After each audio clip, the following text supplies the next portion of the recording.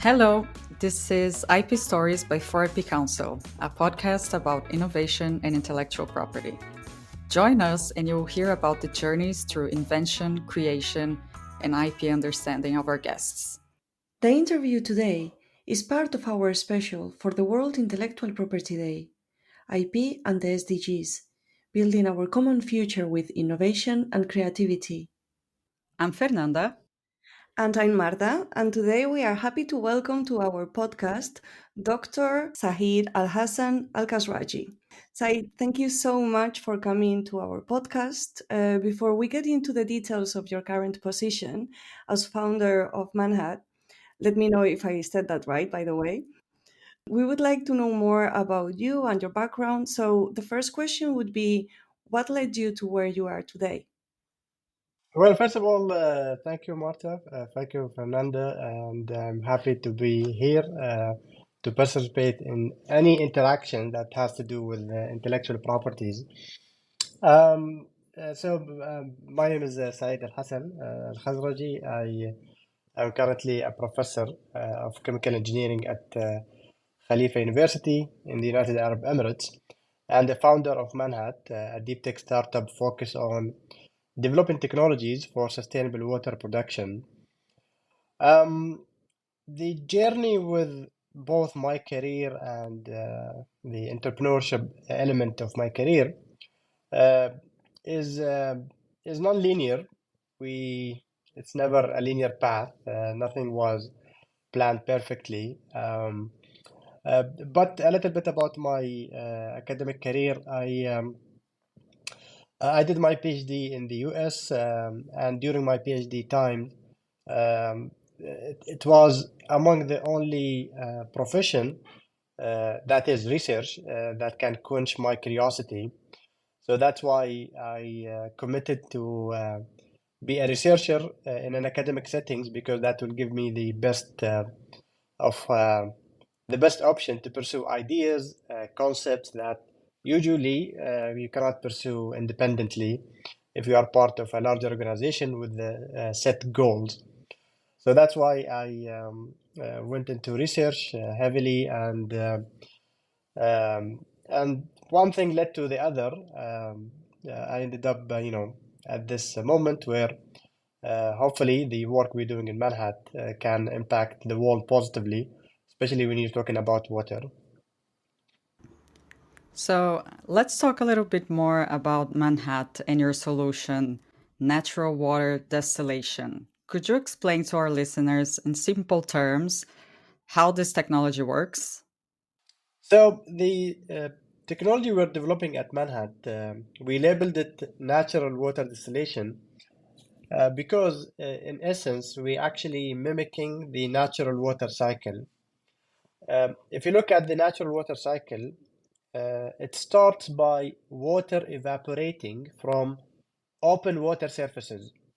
The solar radiation hits the surface of Earth, and the oceans will evaporate a little bit. The rivers will evaporate some water a little bit. Lakes evaporates water. And we've seen this phenomenon, obviously, in the past 2, 3 years when in summertime you have dry rivers in certain locations in Europe and in China. So what happens is the water evaporates and it goes to the atmosphere and uh, it forms the cloud, which eventually come back to Earth in the form of precipitation, whether that is rain, snow, hail, you name it. The precipitation can come in many different shapes. But for us, we looked at this process and we said, what will happen if we um, develop a technology where instead of allowing this water vapor to go to the atmosphere, we capture it on the spot. We capture it on the open water surface. We don't allow it to go to the atmosphere. So, in essence, if you capture it on the spot, the water vapor inside these units or devices will eventually condense because at night the temperature go down and the water vapor will condense naturally. So that's why we labeled it natural water distillation because we are adapting a natural process that happens every day, every minute, and we capitalize on this to allow us to produce pure water that has no salts whatsoever. And the caveat with all of this is that we are doing it without electricity. It's a passive technique. And we also do it where if you don't use electricity by default, you're not emitting CO2 by any means. And also we are not, producing any byproducts that can harm the environment. So this, in essence, what we've been doing at MANHAT. That's amazing. I love the idea. And we are thrilled to know that innovative minds are focusing on the SDGs, or the Sustainable Development Goals. And being a chemical engineer by training, when and what sparked your interest in the water challenges? Yeah, so that's a good question. You take me back to my PhD years. Actually, during my PhD, most of my thesis was focused on um, using water as a medium to making materials. We made some interesting materials based on clay, water. We actually did exfoliate graphene using water only. And at the time, frankly speaking, we submitted a patent disclosure on the technology, but at the time it didn't work out. However, the water was instrumental in my work in the PhD, and that's why it carried over when I actually became a faculty, and I continued working on water. Now, while working on water is one thing, actually looking at water as a problem is a different story. And what triggered me the most was a documentary which I watched on National Geographic. And in the documentary, they were talking about the struggles of different uh, people around the globe on producing water, collecting water, surviving with a limited amount of water.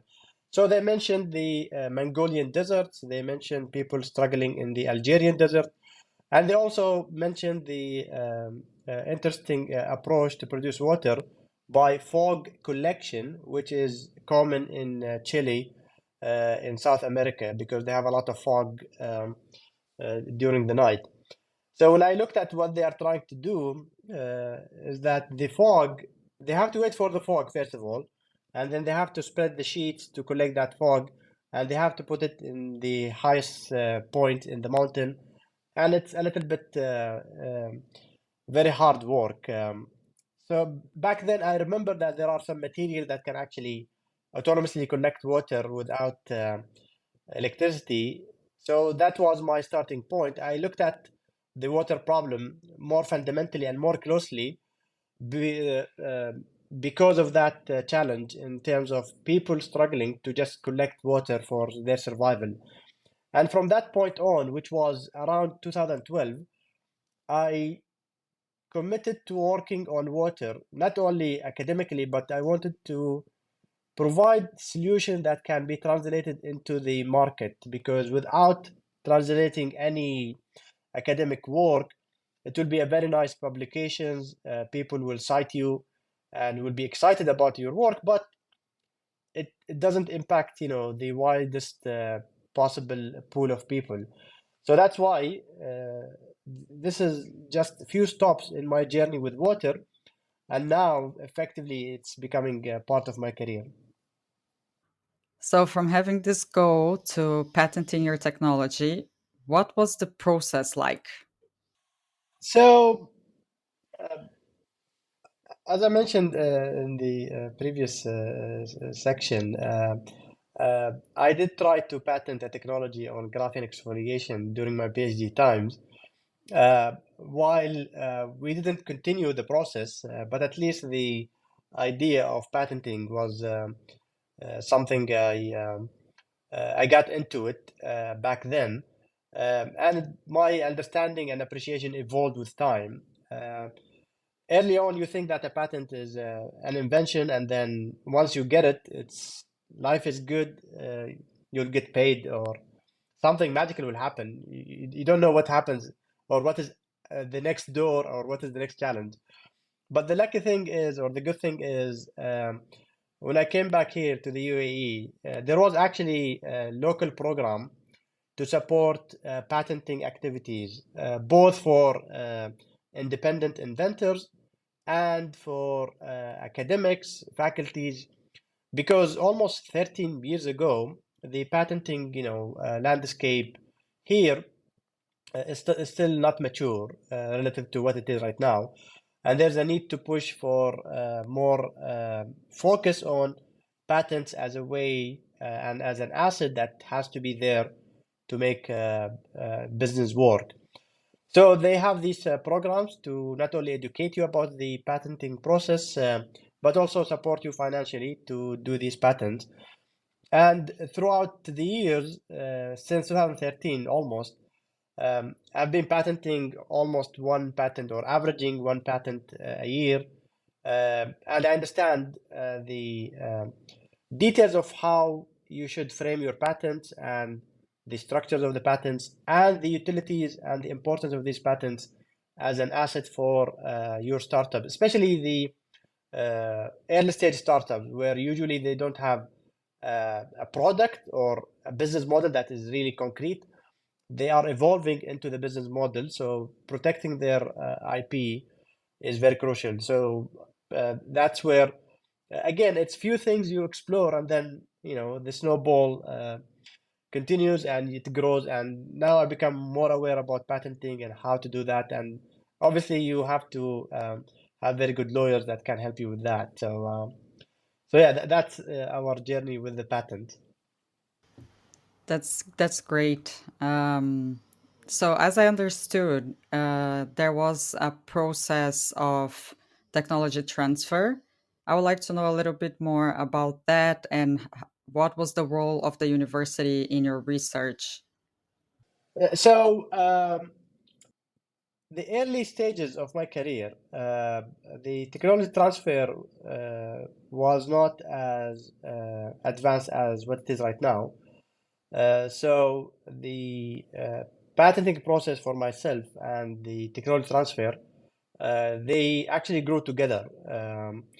But the process is similar to technology transfer processes that are adapted in North America and in Europe. We are using similar approaches when it comes to technology transfers. Specifically with MANHAT, the patents were actually done outside a university setting. But for the patent that I have in the university, we have options of licensing the technologies and options to put these technologies in startup and you take it from there. Specifically for the patents in the university, while we still did not put it in action, there is plans and already some work done to allow us to take these patents to the market as soon as possible. And usually, technology transfer is driven by many different factors. One of them, in my opinion, is the inventor's interest to make this product come to the market, see it through, and experiencing the product with the customers. So that is something that has to be part of the faculty or the academic interest. And again, it doesn't have to be the academics who's doing everything. It's just the idea and the drive to collaborate and create teams that will allow you to do this in an SME setup or a startup.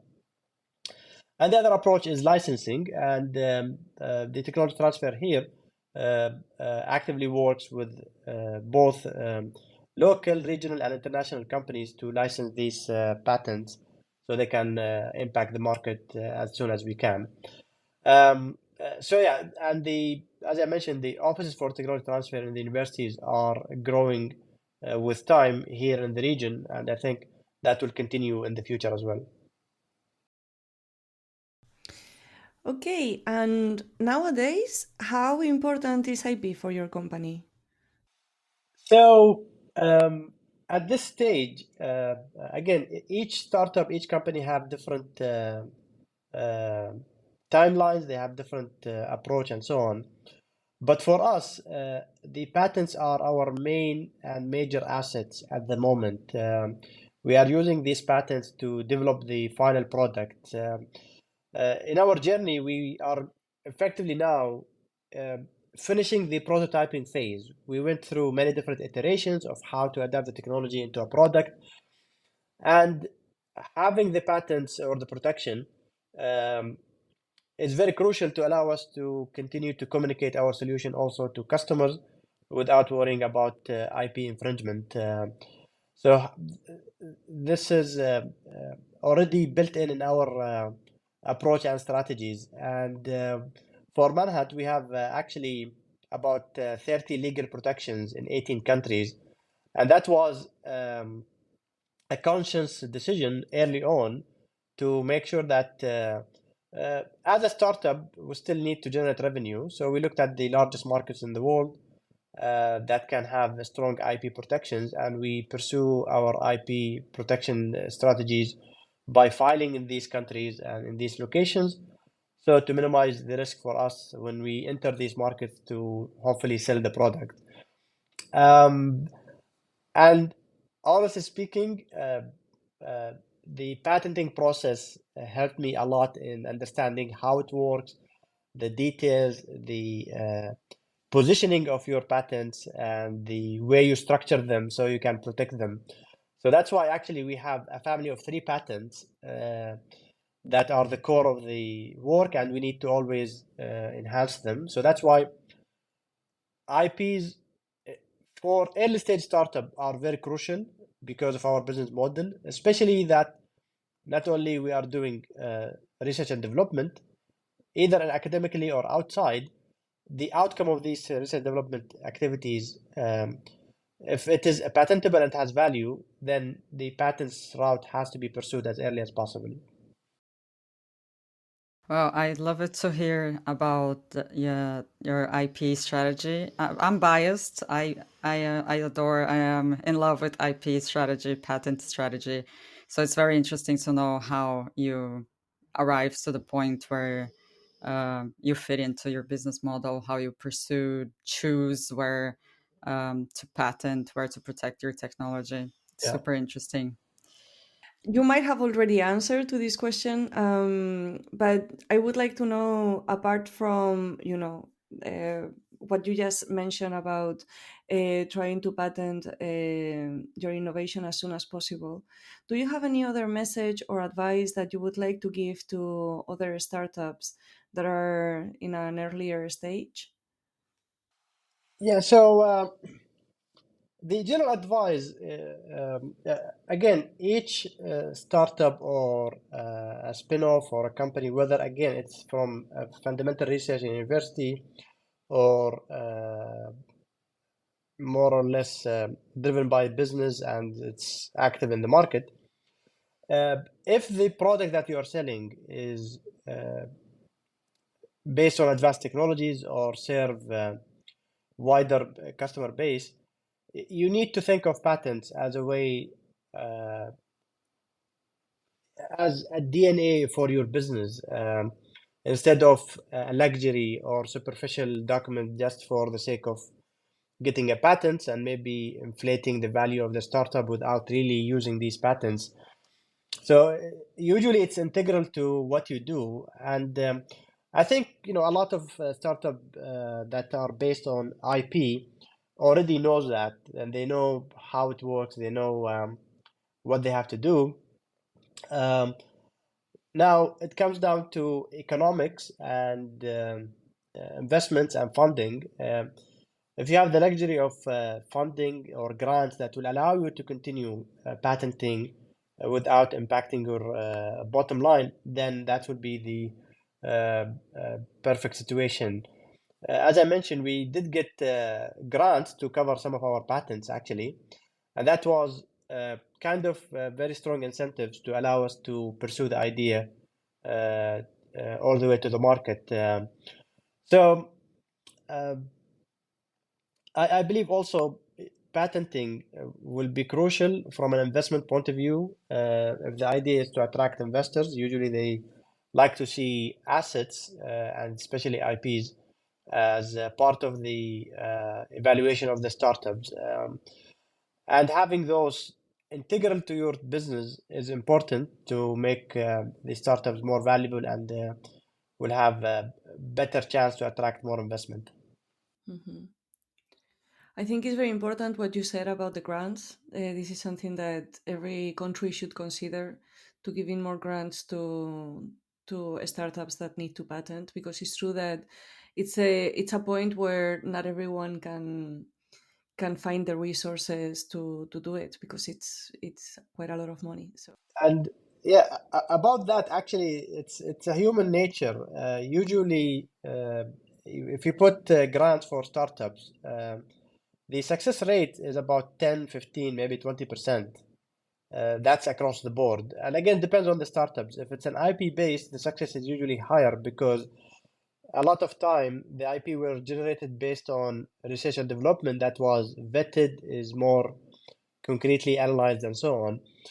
But the interesting part is it shouldn't be a blind spot for countries and organization that not putting grants in startups is better than, or the alternative is to actually put money in well-established companies. The idea is that you need to support these startups because you don't know which one will grow to the next unicorn and the large corporation. The known thing is known. The large corporation will always be large because they already are, they have a critical mass, they're already in business. Mhm. Focus on the higher risk that might pay off, especially if the grants are not that significant in the grand scheme of things.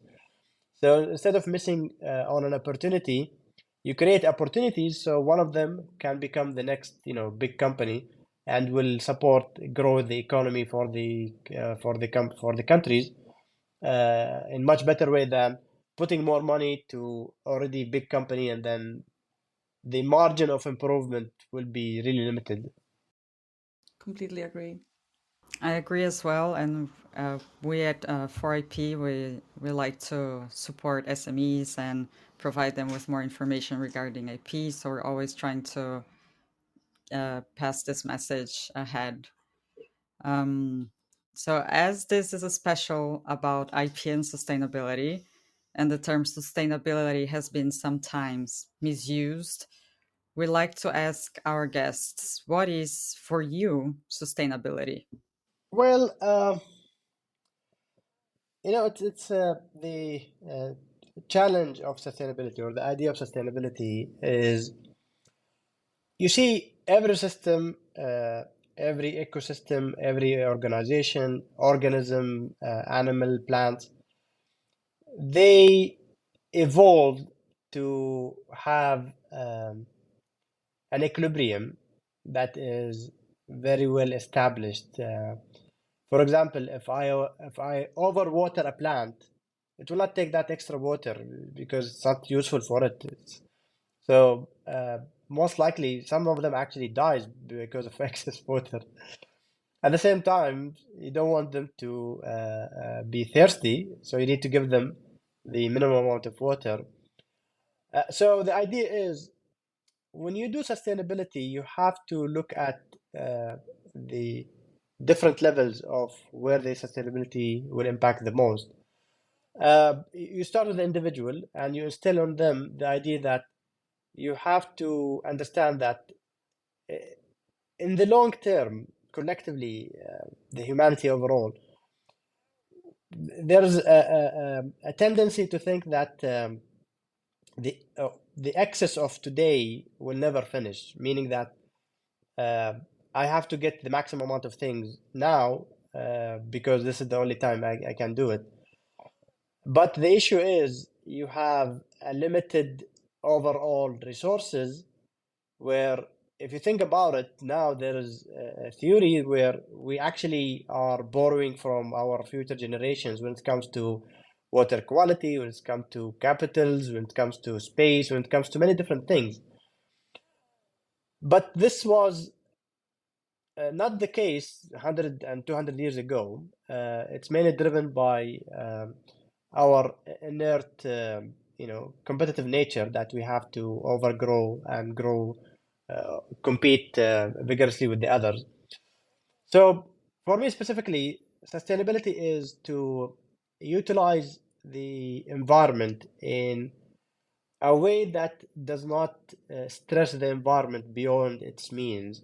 There's a reason why, for example, in region like ours, the desert doesn't have any freshwater resources, so that's why the number of population is limited. So it's direct correlation to that. So now we have resources in terms of energy that will allow us to have more extended life in harsh environments, not only the desert, but also the extreme cold in the north and so on.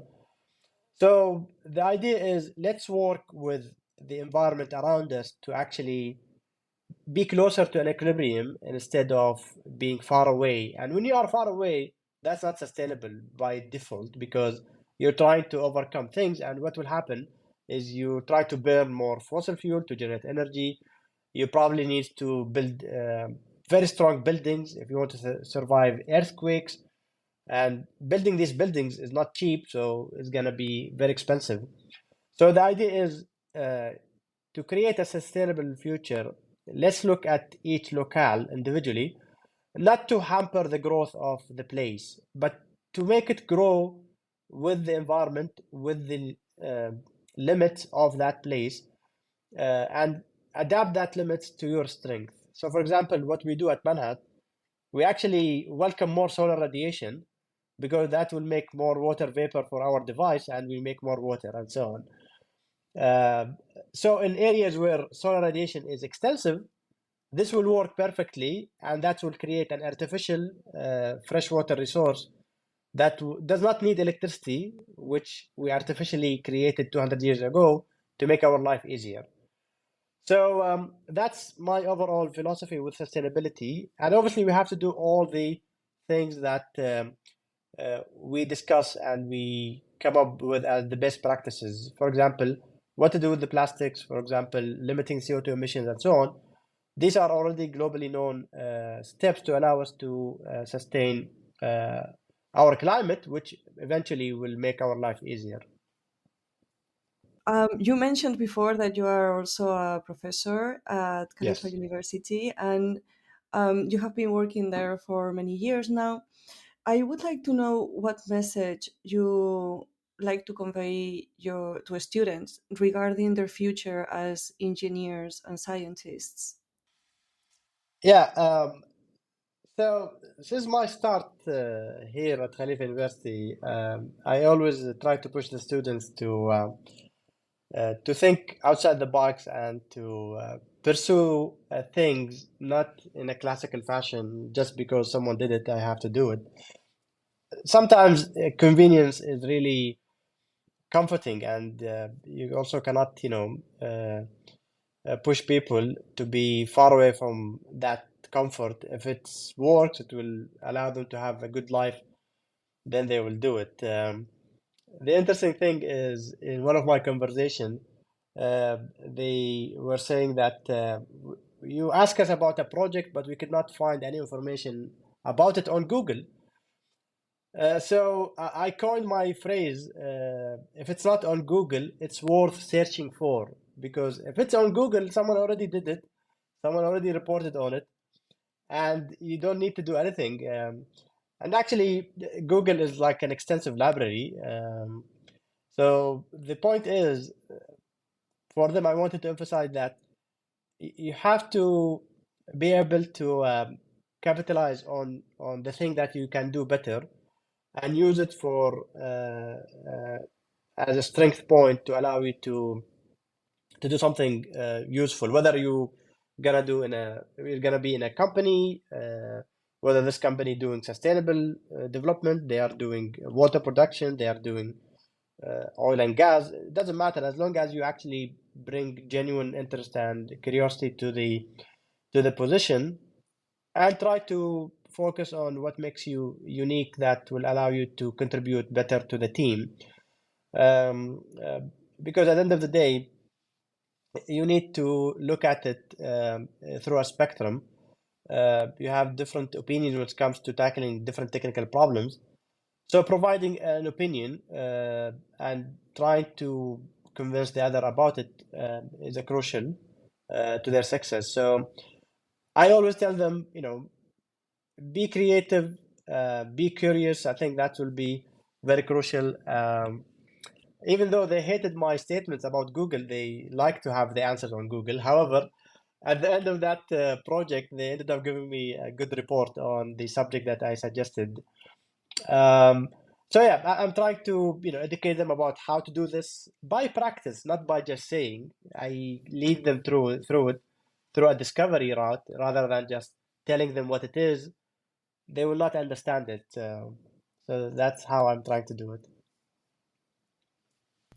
I really like that idea of if it's not in Google, it's worth doing the research Yeah. and finding out by yourself. I think that's great.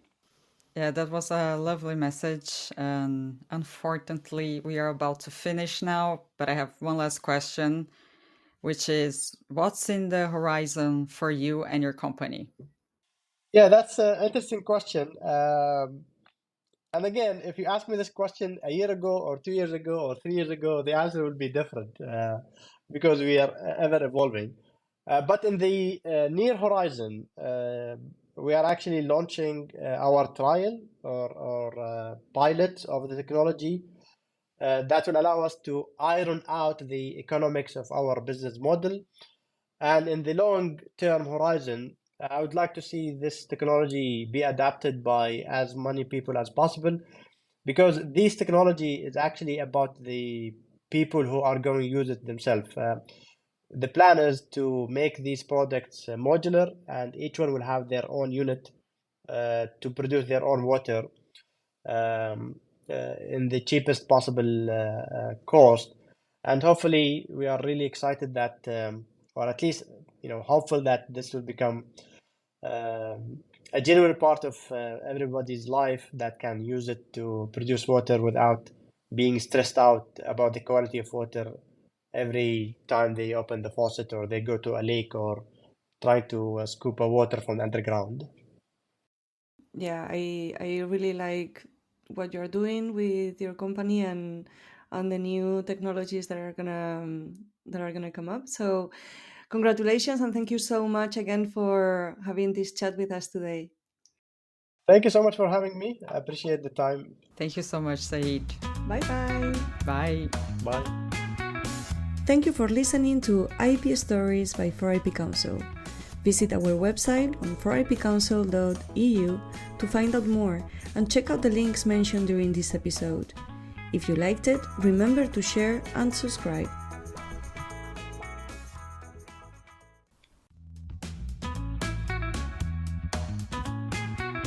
Thank you for listening to IP Stories by 4IP Council. Visit our website on 4ipcouncil.eu to find out more and check out the links mentioned during this episode. If you liked it, remember to share and subscribe.